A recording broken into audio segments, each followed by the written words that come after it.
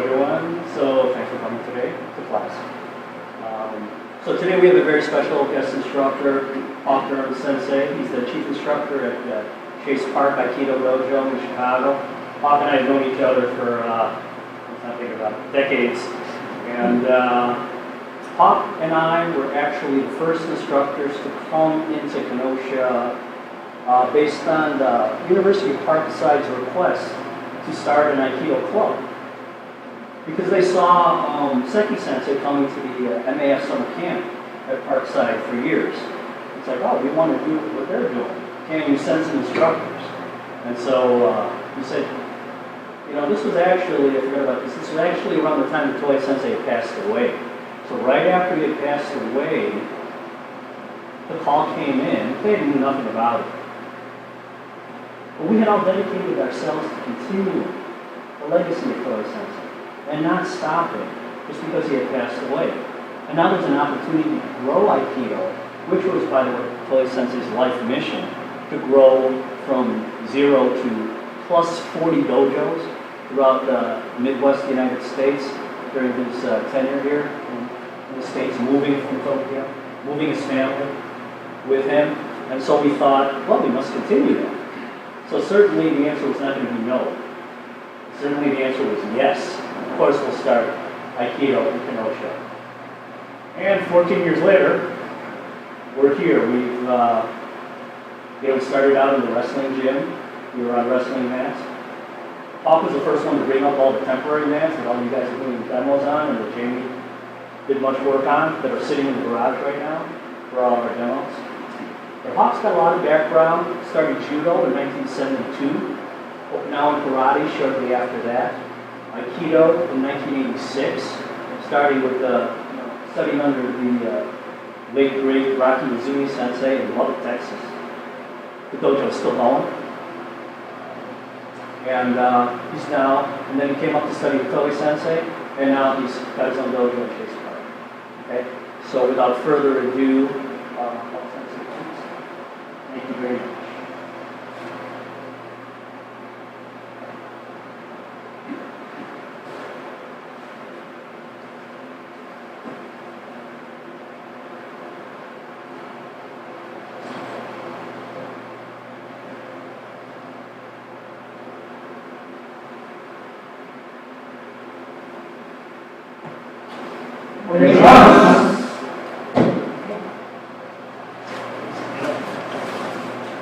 I know that most of you really were sitting states up for a long time, so I thought, why should I let you do that?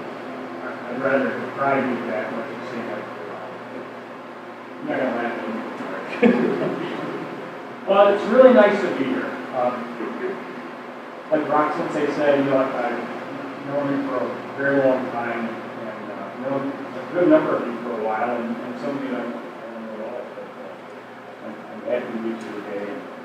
I'm happy to be able to share a little bit of practice with you. And here's how I feel.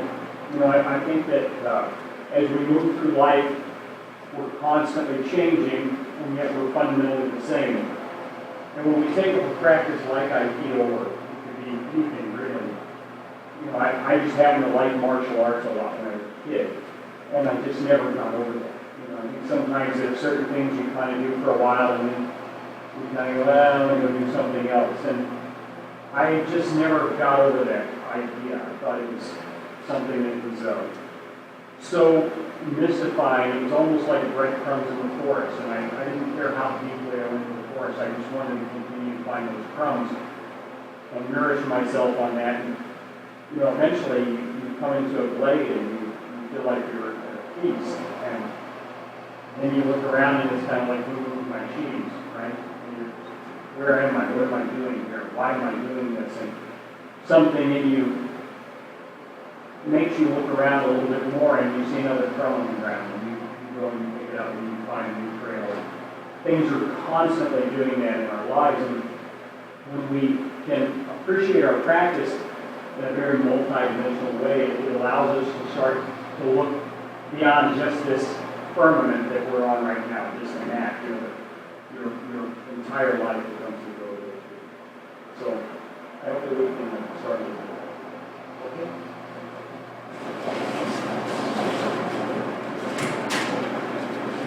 So when we're practicing, a lot of times we start with static practice. And this is okay, this is good.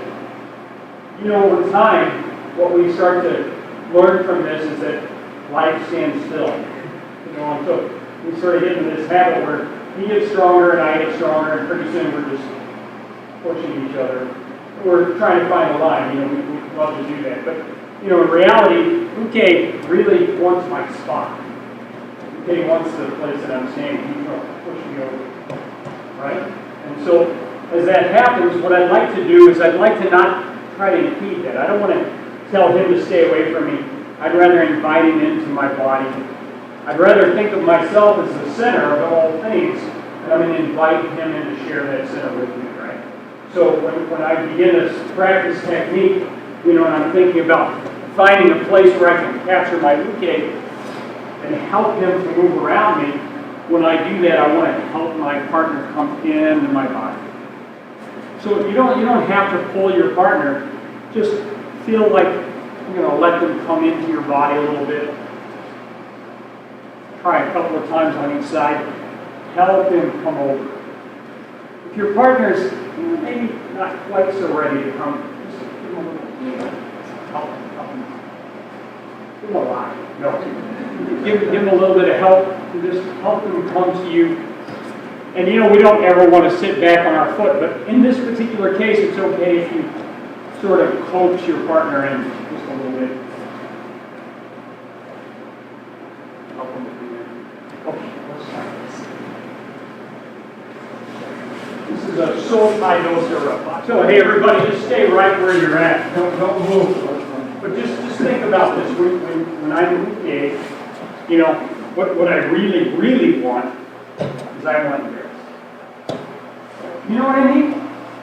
You do know what I mean, right? So when you come here, you push him. This is just like the schoolyard. This is not much different. So when you come here and you establish this spot right here, all you're really saying is there's no attack. Right? So it means he comes up and grabs me right here and doesn't move at all. I don't have to do anything. Right? Okay, go ahead. You keep doing that. That's good. Once you give me a big reverse punch with that back foot, just lay it on me right here. Oh, see, it won't even reach me. So you got to think a little bit deeper. You got to go a little bit deeper. So I have to want to come somewhere, right? So I'm about a quarter of a step away. I'm about a quarter of a step away from making good contact. This is contact, but it really. It's not so good for me. I gotta want to come here. Now, boom, I'm in a good spot. So when I'm thinking about my partner, I really want to move into my partner, and then she's going to help me. And now, see, my balance is going to be compromised. So try a few more, and Uke's really move into your partner. Okay.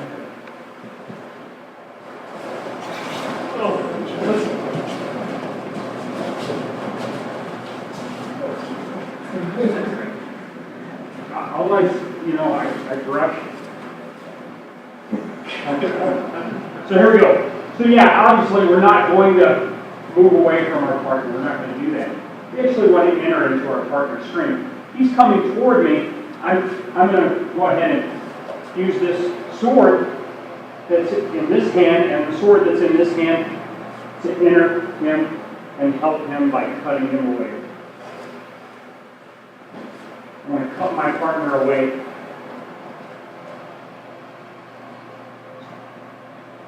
So as he's coming in, I obviously don't want to compromise my own balance. That wouldn't be so good. But I do want to use a concentrated effort to help him move in the direction that he wants to go. So he's moving towards me, I'm moving toward him. I'm intersecting him here, I'm turning in the direction that he wants to go, and now I'm impeding him here. So I'm going to step out of the way.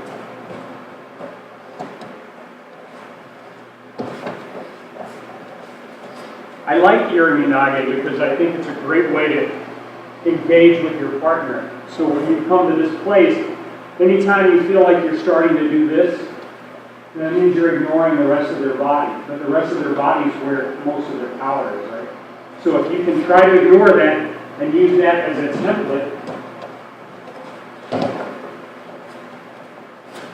it'll help you to start to look at their body in its entirety. So when we're moving in here,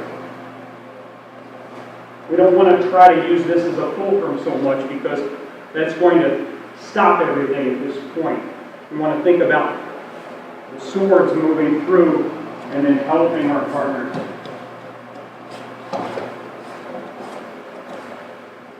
You can do it in an upward motion as well. You can do this, but right now, try to concentrate on this idea of both swords cutting down in this direction. Turning your body and helping your partner. Uke wants to find me, and I want to be found. So if I'm too erratic, and I'm not thinking about where I am in time and space, I'm going to miss this opportunity to harmonize with my partner. So I really want to look at their heart. I really want to bring them around in such a way that they stay in front of me and keep them there, right, the whole time. So try to not throw too hard and try not to concentrate too much on the end. Try to think about the beginning and the middle of the technique. That's going to really help you to galvanize your relationship. Okay? Let's try.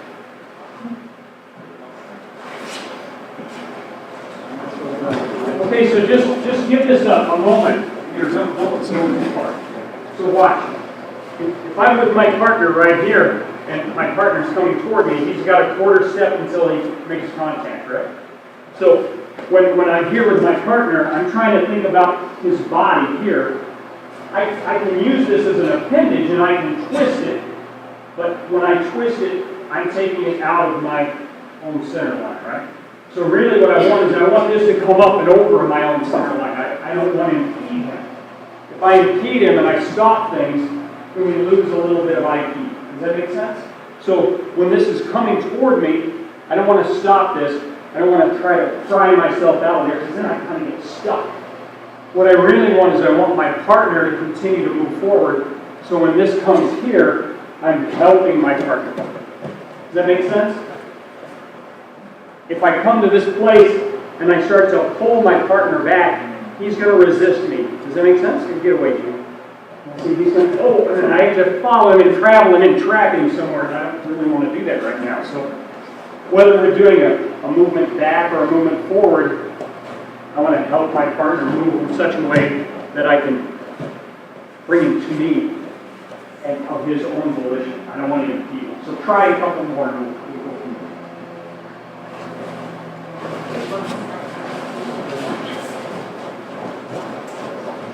So when you begin studying under a teacher, generally speaking, they have a system, and they have a codified way of translating technique.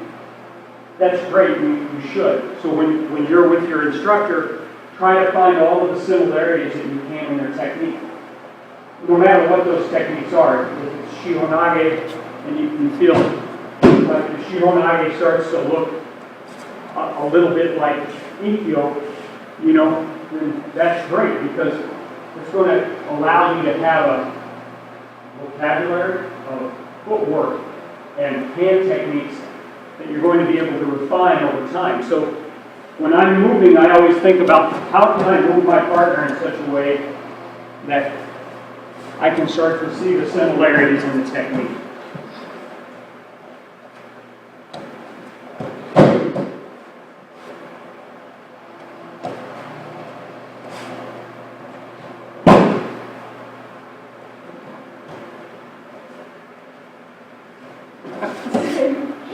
Thought she was going to get away.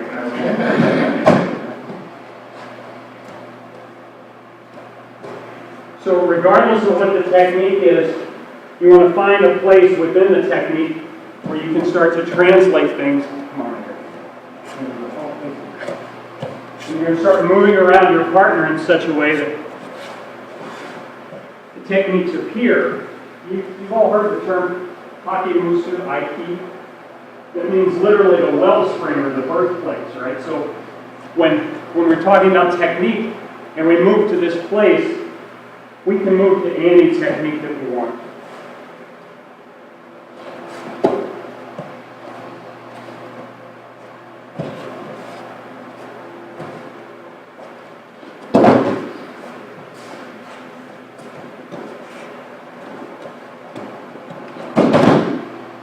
So what I want you to do is not just do any technique. What I want you to do is use that same beginning and think about how it can become a bridge for the next technique. Move to that same place and find a bridge to the next technique. Move to that same place, find a bridge to the next technique. Don't worry about the throw. In fact, maybe for now, don't even do the throw. Just find that place where your partner is tipped. And then pull in. Okay, we got too much going on to do that. So go ahead and change partners and try it.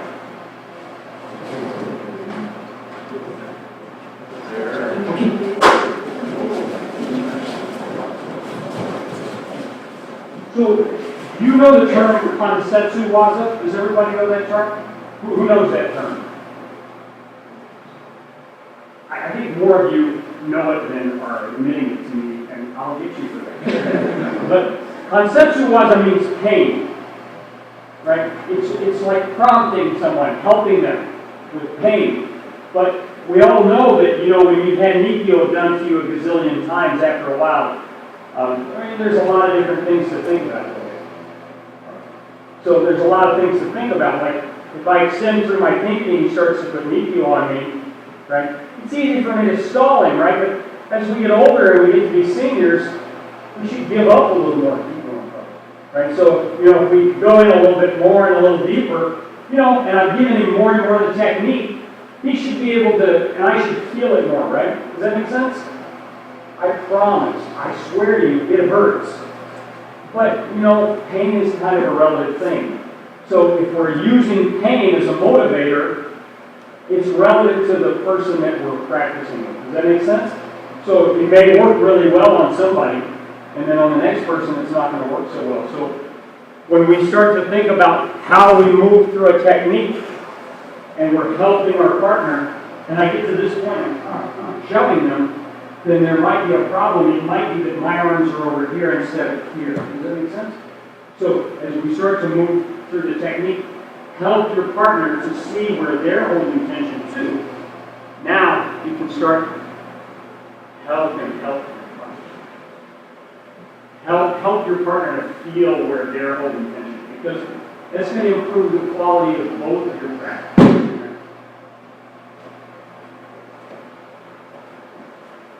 So you're allowing your partner in, helping him up. I don't want to tell him to sit, to go back. I really want him to come to me. I like that block. I love that.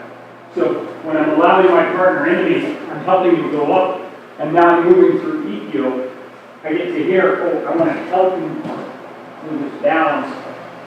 And then as I move into the technique, I want to help him see where he's holding the tension. And then I can help him from him, help him from him, help him from him. Now, see, I can see he's holding a little tension there. Helping my partner a little bit. Up and around and over. And now we're going to bring our partner around here. And now this is all outside of me, isn't it? So I want to relax this Tegatana and help him come here. And help him down. Move through this in a way that I'm always working that line back to the center.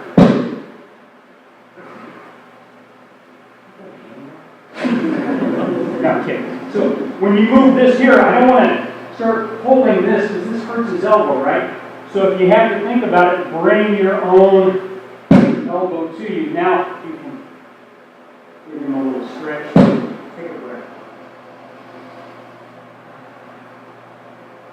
Now, I know that I'm not yanking and pulling. I can slowly move him down into a prayer position. We'll get a little church time.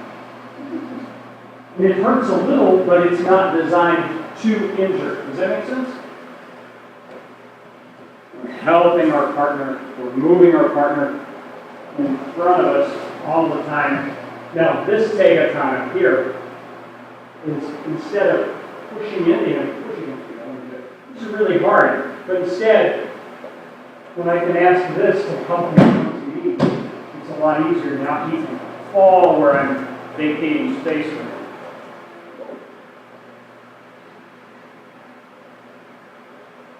Talk to your partner a little bit.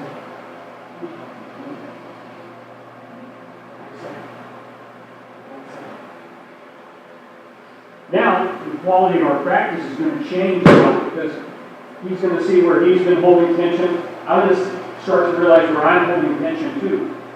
He starts to do the Nikyo. I come down here and he moves me around a little bit.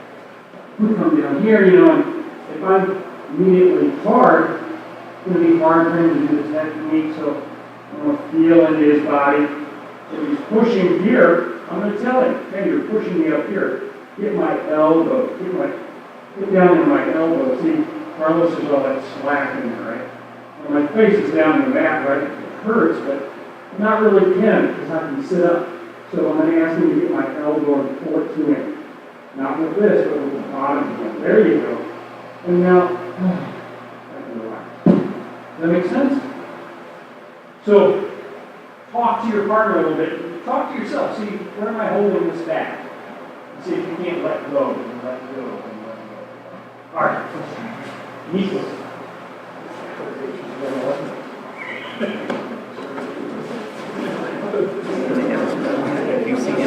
Everybody just watch for a second. Everybody's doing really well. When you think about your relationship with your partner, you want them to come in, obviously. But you're not responsible for your partner's movement. You want to invite your partner in. Does that make sense? So, in other words, if Manny's got me good and hard, even if he's coming into me, it's not my responsibility to twirl him around. That's not necessarily good for me. I might be harmonizing with some part of this, but I'm not affecting any of this in a way that helps me. Does that make sense? So I'm letting my partner come in. I'm putting him in a place where I'm in a structurally sounder position than he is. So when I get to this place, I can choose omote or ura, but I'm not trying to pull my partner away. What I'm trying to do is take their balance enough so that when I take this structural piece out of it, they fall. Does that make sense?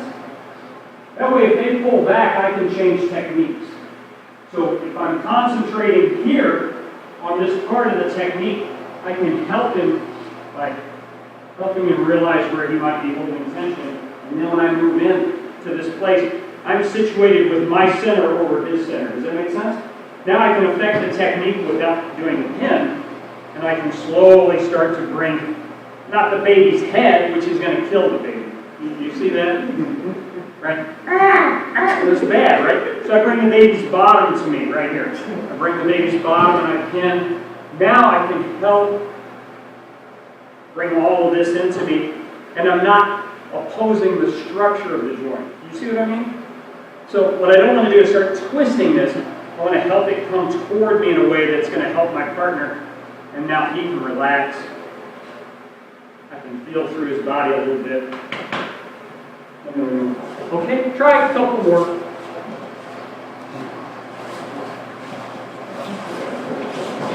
So, I think everybody's starting to see that when you're standing in a spot, you're creating a structure for your partner, right? And when you leave that spot, they fall into that hole. That's what we always want. We want to try to execute the technique in such a way that our partners want to fall.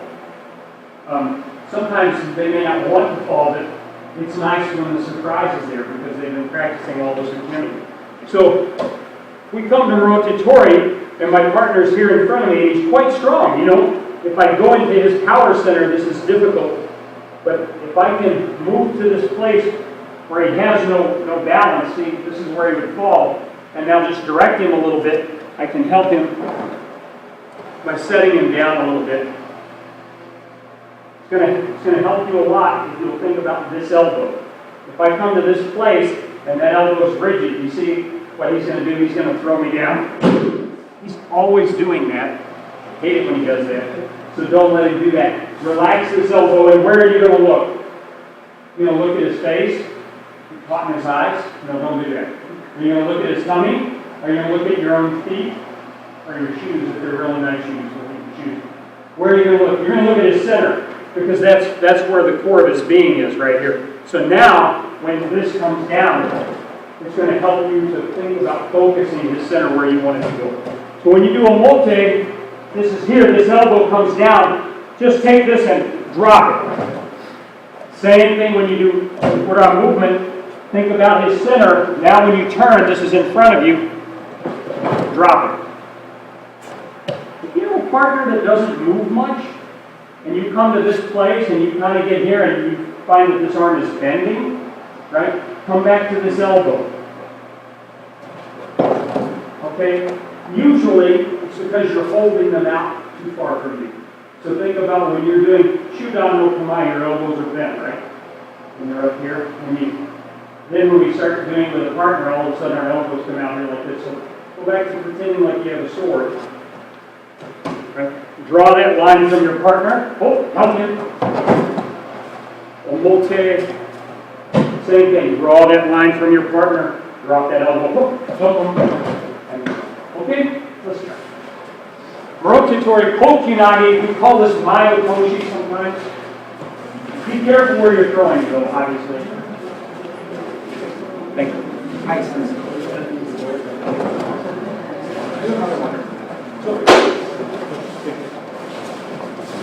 Remember at the beginning of the hour, we were talking about this idea that we want to start to see a relationship between all of the techniques. So when we think about how we're moving our partner,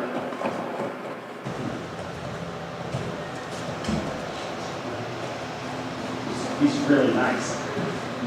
What we want to do is we want to think about ways that we can move our partner soundly and safely in a consistent manner.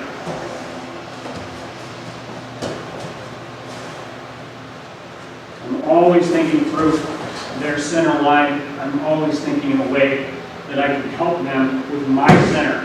I don't want to start going back to that Kansetsu was unless you have to. Very often you don't have to. You need to think about where you're placing your body in time and what you're doing with it. Thinking about your center and how it's moving.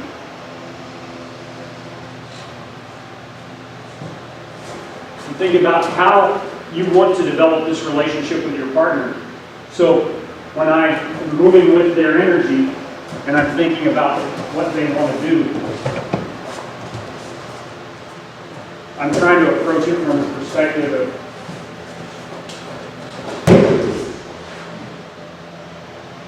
how can I help him? How can I help him? How can I help him?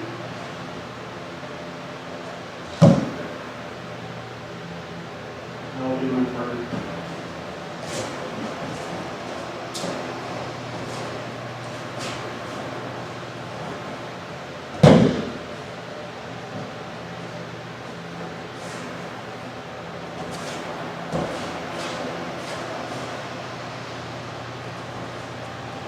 These ways to help me.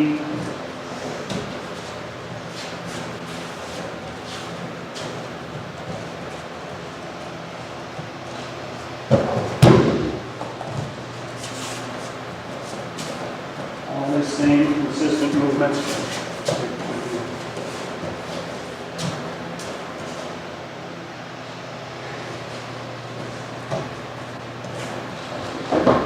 All these same consistent movements are going to start appearing to you. So it's really important that you're not constantly thinking about this part of your structure. Once you get that part of your structure together, the other pieces can start to fall into place. You know what I mean? If I'm constantly thinking about move through my partner, it's going to be very difficult for you to think about letting them fall into you. Does that make sense? So try to be really consistent in your practice in small ways. And then the bigger things are going to start to happen over time in small ways too.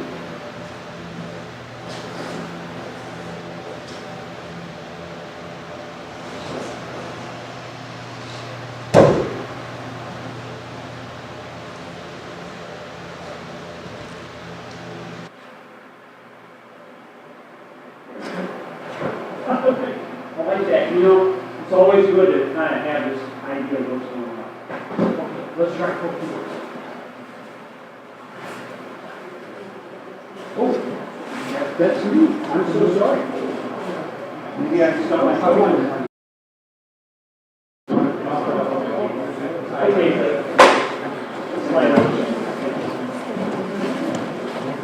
So I think Lazo Sensei is going to go right into your test, and so I'll just take a quick moment before we bow out and just say thank you. It's really nice for you guys to have me here. I appreciate it so much.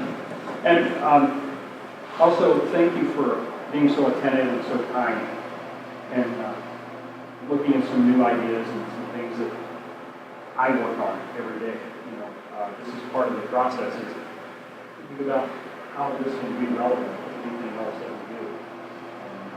And sometimes it feels like it really is, and sometimes it feels like it's really not. But that's okay.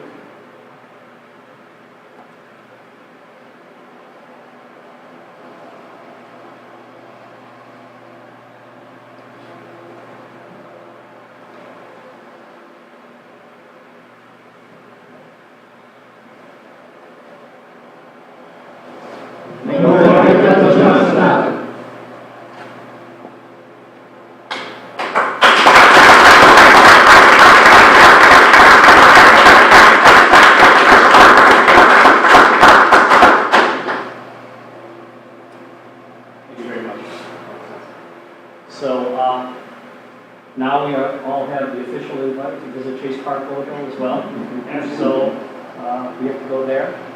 And I think some of Hawk's sweat and blood and tears, maybe not tears, were in our other mats. And now we have some come in today over here. So we're official. Okay? Dojo's Chris, and a little Hawk's blood. So we'll have rank tests now. So let's go right to it. Let's move back.